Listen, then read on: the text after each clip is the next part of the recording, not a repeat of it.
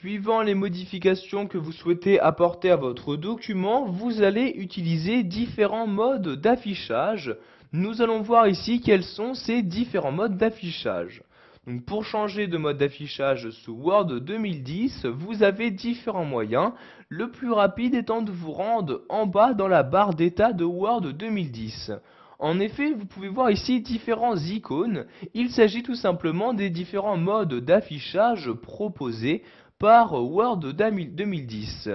Donc ici, le premier mode d'affichage, le mode d'affichage page, est celui utilisé par défaut. Donc on vous affiche ici la page, ainsi que les différentes marges, donc la largeur maximale de la page.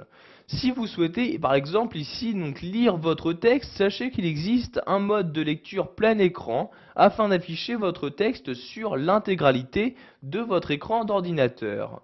Donc pour activer ce mode plein écran, vous cliquez sur le second icône, donc vous voyez lecture plein écran, je clique et maintenant le mode plein écran est utilisé. Donc par l'intermédiaire de ce mode plein écran, je peux ici naviguer donc de page en page en cliquant sur les flèches comme ceci. Vous voyez écran suivant, je clique et maintenant j'affiche la page 3 et 4. Je reclique, j'affiche la page 5 et 6, etc. Donc je peux aussi directement à partir de ce mode plein écran, donc toujours modifier mon texte, enregistrer les modifications en cliquant sur ce bouton là, afficher un aperçu en impression et des options d'impression en cliquant sur ce bouton là, etc.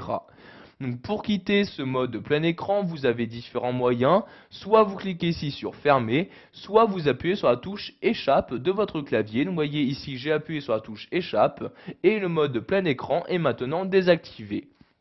Donc, il existe d'autres modes d'affichage, donc par exemple ici le mode d'affichage web, donc le troisième icône, je clique dessus et voyez donc celui-ci s'insère automatiquement. Donc le mode d'affichage web, cela signifie donc qu'il n'y a plus d'affichage par feuille, mais bien donc sur un fond blanc, tout le texte inséré qui apparaît. Donc pour changer un quatrième mode d'affichage, le mode plan, je clique ici sur plan et maintenant votre texte s'affiche suivant un plan. Vous voyez ici je remonte les différents plans proposés pour mon texte comme ceci. Vous voyez ici si je remonte jusqu'à mon titre pour m'afficher donc tout le plan de mon texte. Pour finir, nous allons voir qu'il existe le mode brouillon. Je clique ici sur brouillon comme ceci. Et donc, ce mode correspond à peu près au mode web, sauf que votre texte n'est pas affiché. Donc, celui-ci n'est pas justifié sur toute la largeur de votre écran.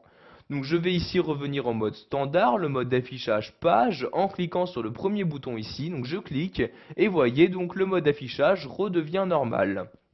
Vous avez également un autre moyen donc pour accéder aux différents modes d'affichage proposés par Word 2010.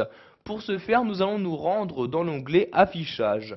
Je clique donc ici sur Affichage en haut de mon écran et apparaît donc tout à gauche de cet onglet les différents modes d'affichage disponibles. Vous voyez ici lecture plein écran, mode d'affichage web, plan ou encore brouillon.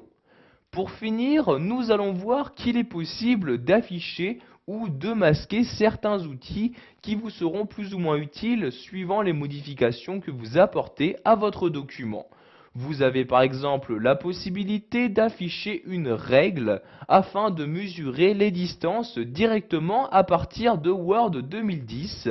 Donc pour afficher cette règle, je coche ici la case correspondante et comme vous pouvez le voir, donc que ce soit sur l'horizontalité ou la verticalité, il y a une règle qui s'affiche. Vous voyez ici en haut et à gauche de ma feuille. Je peux également choisir d'afficher le quadrillage de mes différentes pages en cochant ici quadrillage et voyez donc pour chacune de mes pages, il y a maintenant un quadrillage qui apparaît. Si je souhaite masquer celui-ci, je décoche tout simplement la case correspondante. De même pour la règle, je décoche ici la case règle et voyez, la règle a maintenant disparu donc de mon document Word 2010. Voilà, vous savez maintenant comment changer le deux modes d'affichage afin de l'adapter à ce que vous souhaitez faire de votre document.